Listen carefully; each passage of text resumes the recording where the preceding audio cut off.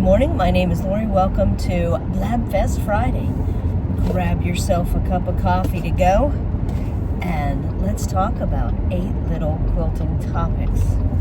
As you can see, we're in the car again. We are headed out and about, but I still have some quilting things.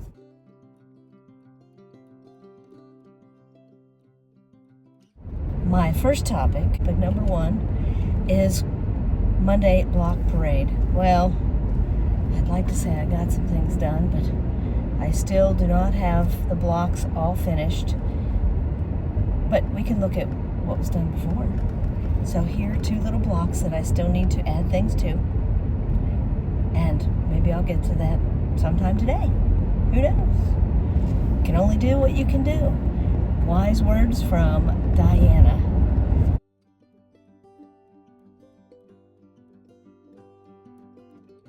Topic number 2, weather report. Well, I forgot to take pictures of the blocks as we were packing up to leave.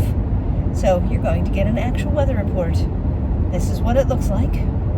It is dreary, rainy, foggy as we travel. And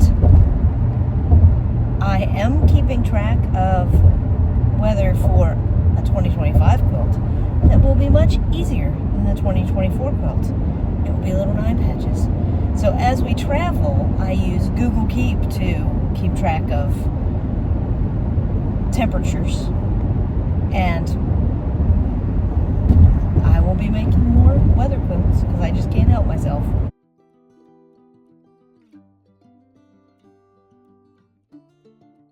Topic number 3. For a couple of years, I've been reading this book called Simple Abundance, or I'm going to say, good things come to those who wait, because that's what simple abundance really is. And working on a UFO list, I know Diana's been doing a really good job working on her UFO list. And, well, I pull out the project when the number comes up from the quilt group in Hale, and I look at it and I don't do anything to it. Well, by waiting and putting it off, my friend Lisa bought me some fabric. Let me show you a picture. And I think it'll be perfect for the first UFO number that was pulled with the panels to make a fantastic quilt. So I will be taking this fabric back to Michigan with me to make some borders to go with the panels, and it'll be fantastic. And because I waited, good things came to me, and I didn't have to really think about it too much. But this fabric just screams to be put with those panels.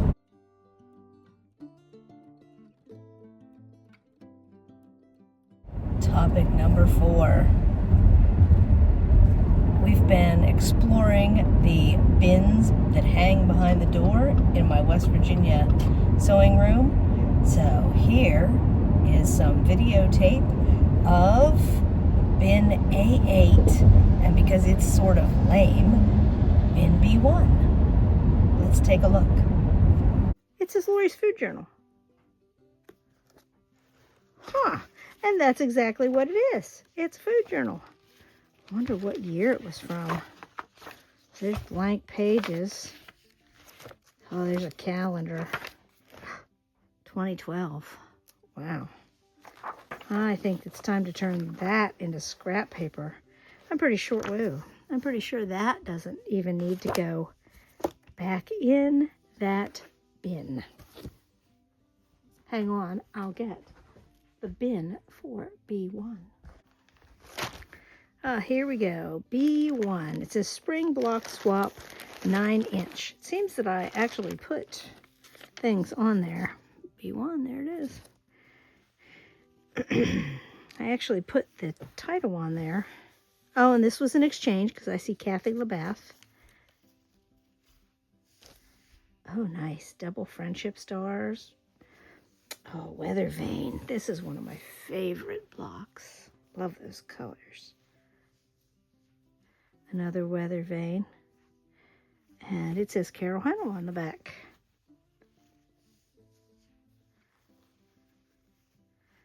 one does not have a name on it. And that one does not either. Well, spring, beach. This I know I did as a stack and whack. These are my colors. And I have some of these on another quilt. The car quilt that I use in my car has some of these colored blocks on it. These make great crazy quilt blocks too. Stack and wax. And that is all for B1.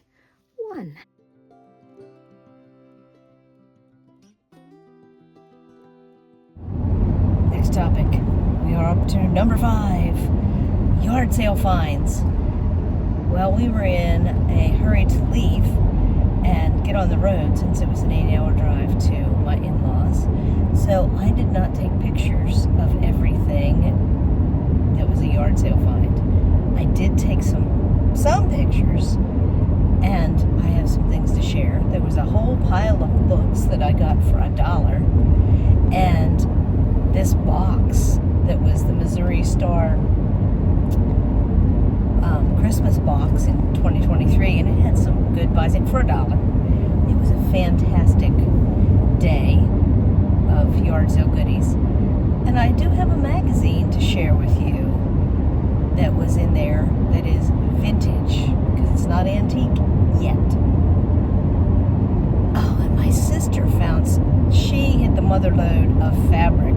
So some fantastic pictures from my sister, my great niece, and my sister doesn't sew, remember, she's the sister that cooks. So my great niece was like, I just have to touch the fabric. So my sister laid it all out on my great niece's bed, because my great niece just had to touch the fabric, which is just fantastic. It makes my heart sing. We stopped for a moment, took a little break. So let me finish talking about yard sale finds.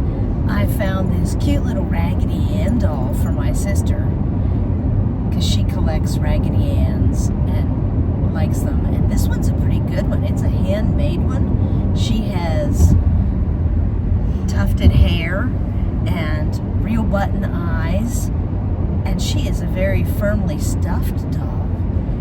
The amazing thing was, that yard sale, they wanted $5 for this doll, and I talked them down a little bit. I'm a horrible individual. But the Apple Watch charger that was still in the package, that probably cost a lot more money, they only wanted 50 cents for it. So I bought a gift for my friend Lisa. She already knows about it, so it's not really a gift. But that was one of my yard sale finds, was this fantastic Raggedy Ann doll.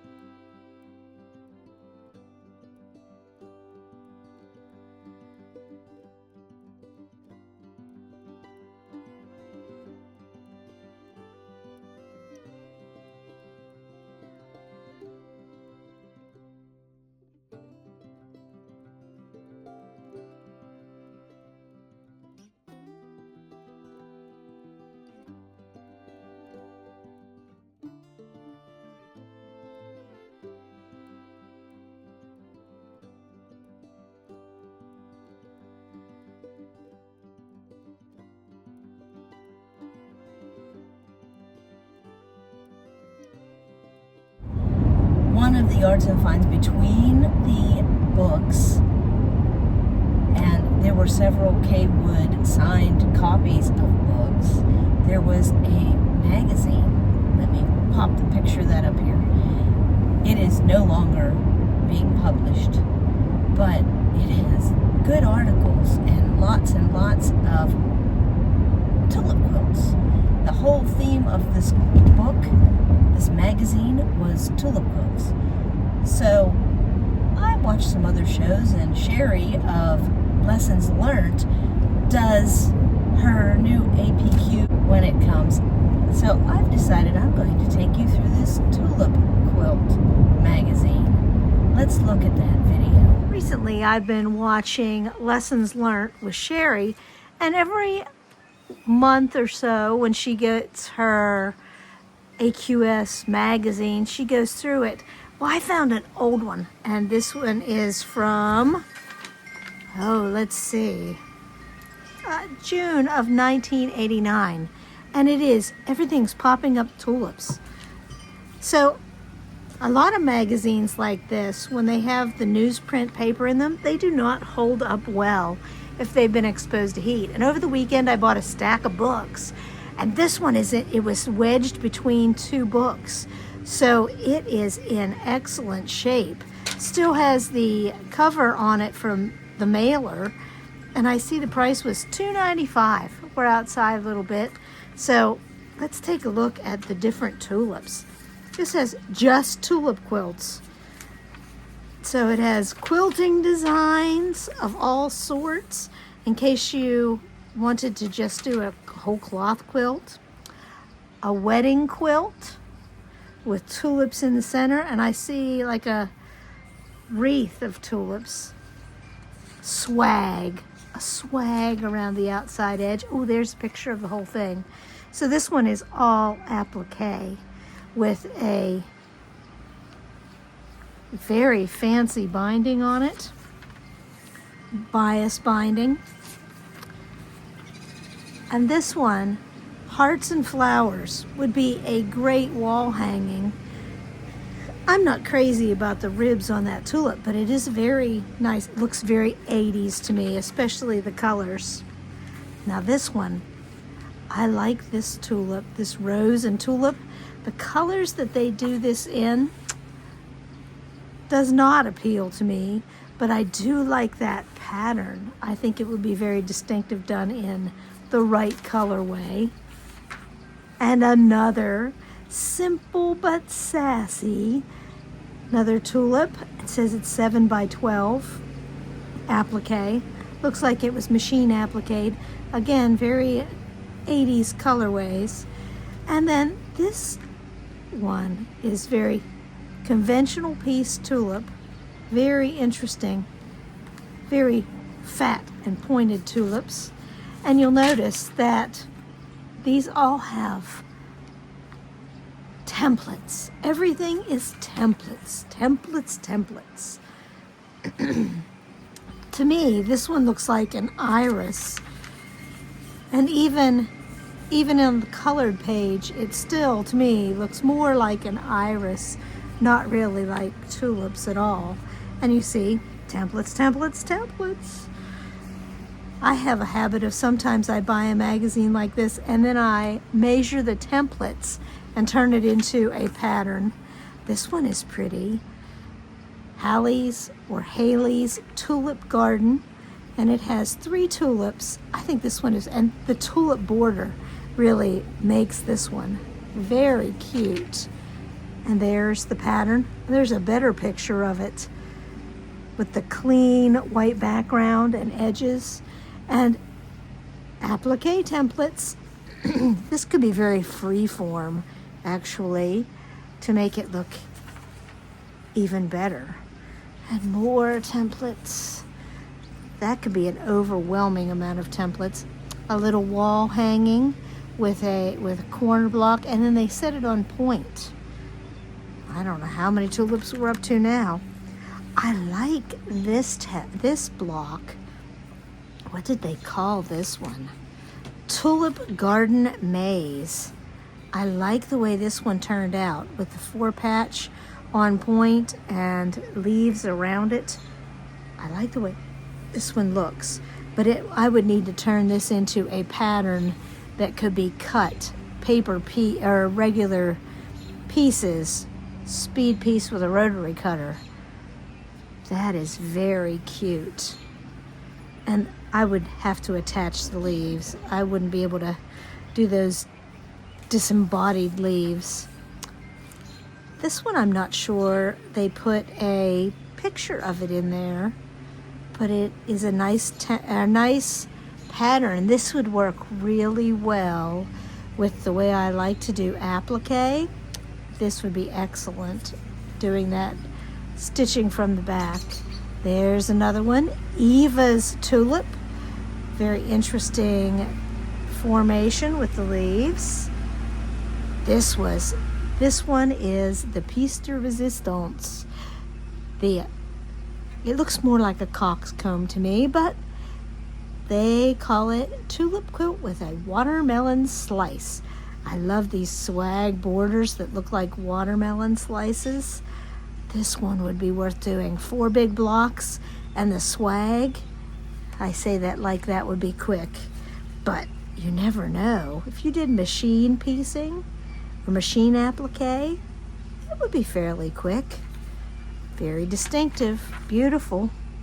And there's the block layout. And there are I love they put the left part here and the right part here instead of, they could have probably laid it out in one piece. Another tulip quilt, of course, because that's all that's in here. My father-in-law is mowing the yard. Here he comes. I apologize if my lighting has changed a little bit. I've moved to the backyard and the back porch. My father-in-law is circling the house with the lawnmower. But things need to be done before it starts to rain and while we're waiting for my mother-in-law to have surgery. So here is yet another applique tulip where there's the pieces, and this one, I see little triangles here, but I am not sure where they put those in this. I mean, it's a cute little picture. It makes them look like they're going back and forth in the breeze. And they even did different colors of tulips. And yet another, a lot of these tulips, if you haven't realized, are applique. I've never seen so many tulips in one magazine in my entire life. And there are more pieces. These ones don't have seam allowances. There's the layout. This would be great for my applique method too, or machine applique. And here is a cute little hexagon. There's one piece. I don't know if there are more motifs in here or not. Oh, there are. They just don't show them on the hexagon background. But there are different kinds of tulips. Sometimes 2, sometimes with a bud, sometimes crossed over. I like this one, and I have never seen anything quite like this. It is like a 5-petaled flower. Well, it's the leaves. And then a very wide tulip. Oh, that's what those triangles were. No, those are right here. I'm not sure what those triangles for. But anyway, they're the piece that fits in here. That is a fantastic, different looking tulip wreath. I really like that one. Let's see what else we have. The Heartland tulip, and it has huge flat hearts on this pattern. Very cute. And on this one, if you look closely, they also use some striped fabric or some kind of decorative, I think it's striped fabric, on their tulip. And then they put an insert in the leaf to give it some dimension. And then a pieced tulip with trapezoids and half square triangles. I would piece this one a little bit differently just so that it would be easy. I do solid block with a sew and flip corner and then match it up so that it will be easier to piece. But this would be very cute. Also, cute wall hanging idea. Very cute wall hanging idea. And again, templates, templates, templates. And because this magazine is so old, I'm not going to feel a bit guilty about showing you all the pieces. Look at this fancy, rare old tulip, 18-inch block with a circle in the middle. Very fancy tulip. I like the way that looks too. They only show a black and white picture of this one, and then a vine with that tulip in the corners. Very nice. Again, more applique.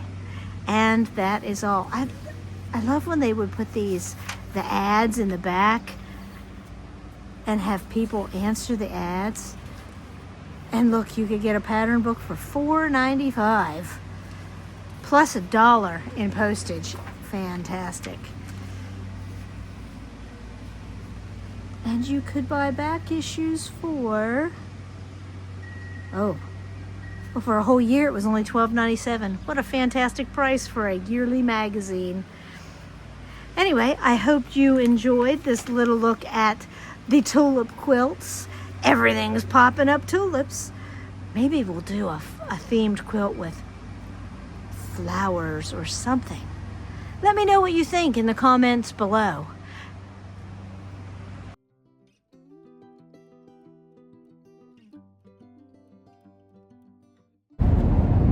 Well, this whole week has been about on the go and to go.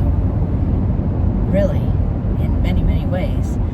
So I'm going to, here are my scraps and things that I am going to take to go to Michigan. First of all, the UFO bin for the rest of the year, because summer happens in Michigan, where we have nature's air conditioning.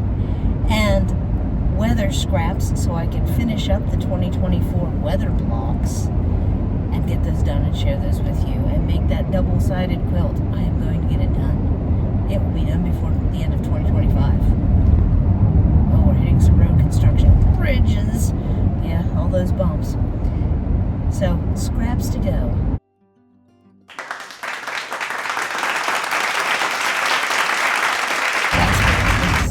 Everyone's favorite viewer contributions. Let me show you those, and I will voice over so that I get the descriptions correct.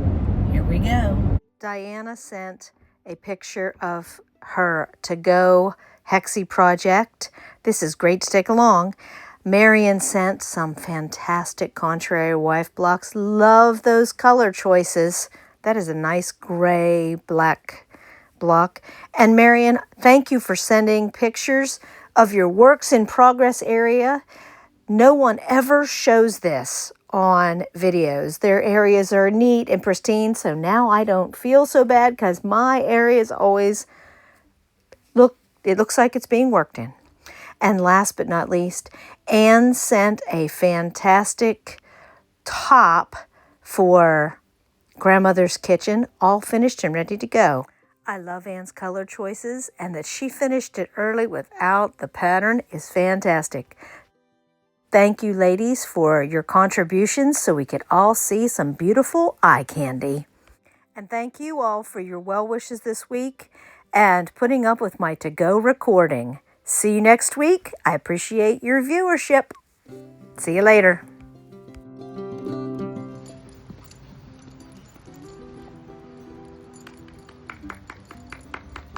Good girl. Good girl.